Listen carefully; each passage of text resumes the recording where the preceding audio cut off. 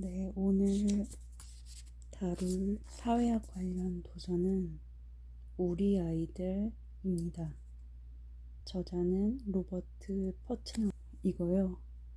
퍼트넘은 현재 결혼을 하지 않는 가족 속에서 아이들이 어떻게 자라는지에 대해 연구했습니다.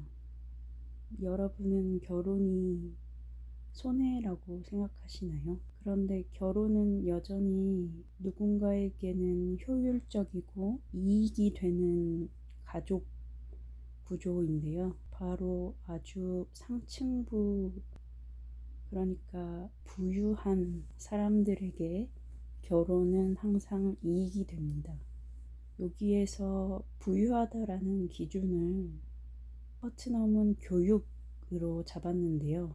왜냐하면 미국에서 고소득 직업을 얻으려면 오래 고등교육을 받아야 하는 경우가 많고, 또 교육을 기준으로 했을 때 아이들의 성과를 잘 측정할 수 있어서 그랬다고 합니다. 따라서 누가 결혼을 할까에 대해서는 학력이 높을수록 결혼을 하고 자녀를 낳는 가족의 수가 늘어나고요.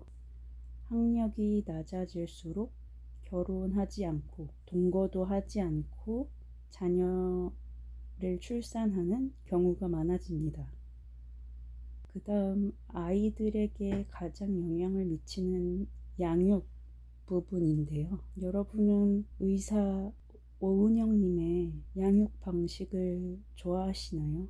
양육 방식 또한 학력에 따라 아주 달라집니다. 고학력일수록 자립이라는 가치를 굉장히 중요하게 생각하는 반면, 학력이 낮은 부모를 둘수록 복종을 가르친다고 합니다. 또 학력이 높은 부모는 아이의 의욕을 고취시키고 소통하려고 하고, 특히 가족 저녁 식사를 굉장히 중요하게 생각하는데요. 반대로 학력이 낮아질수록 아이를 낙심하게 함으로써 통제한다고 합니다. 오은영 의사 선생님의 양육 방식, 일이 너무나 많은, 노동시간이 아주 긴 가정에서는 인내심을 갖고 실천하기 힘들겠죠. 그 다음은 아이들이 학교에서 어떻게 생활하는지를 보는데요.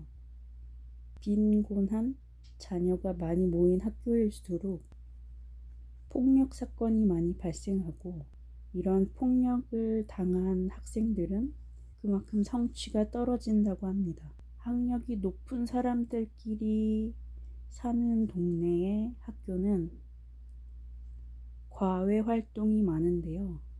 미국은 현재 특히 방과 후 활동을 굉장히 중요하게 여기고 다양한 과외 활동을 하려고 노력하는데, 이게 중요한 이유는 아이들이 여기서 전문적인 어른을 만날 때 이야기하는 기술, 협상하는 기술, 이런 소프트 스킬이 늘어난다고 합니다. 협상하고 아이들하고 협력하고 설득하고 이런 걸 자연스럽게 배운다고 퍼트넘이 말하고 있습니다. 이것에 이어 공동체도 굉장히 중요하게 여기는데요. 이웃에 누가 사는가, 누구하고 어울리는가 또 굉장히 중요하고, 교회에서 목사님이나 의사 같은 전문가를 만났을 때 아이가 스스로 이야기하게끔 독려한다는 것이죠. 그런데 이건 어렸을 때부터 조금씩 경험을 함으로써 점점 의사표시를 어떻게 해야 되는지, 이런 사회관계를 어떻게 협상해야 되는지 배우는 반면, 학력이 낮은 가족들은 양육부터 억압으로 키우고, 이런 의사나 목사님 같이 어른을 만났을 때 부모가 대신 이야기해 주거나, 아니면 말하지 않으려고 하는 모습을 보인다거나, 부모님이 자신 없는 모습을 보인다거나 하는 경향이 있다고 합니다. 우리 왜 미국을 아메리카 드림이라고 하잖아요. 그게 지금도 과연 실현되고 있다고 할 수 있을까요?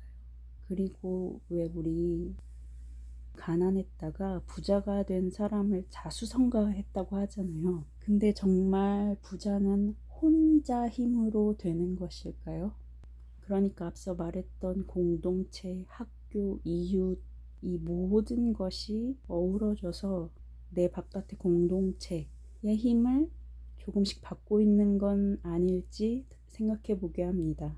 그래서 로버트 퍼트넘은 이렇게 계층화되어가는 사회 속 아이들을 위해 보수, 진보 이 두 측의 경쟁을 넘어 갈등을 넘어 모두가 고민해야 되는 시기라고 말합니다. 물론 이 로버트 퍼트넘의 저서는 완전 미국 사회 중심으로 다루었지만 한국 사회 또한 기회의 평등이 잘 지켜지고 있는지 다시 한번 생각해 볼 필요가 있게 하는 책이었습니다. 감사합니다.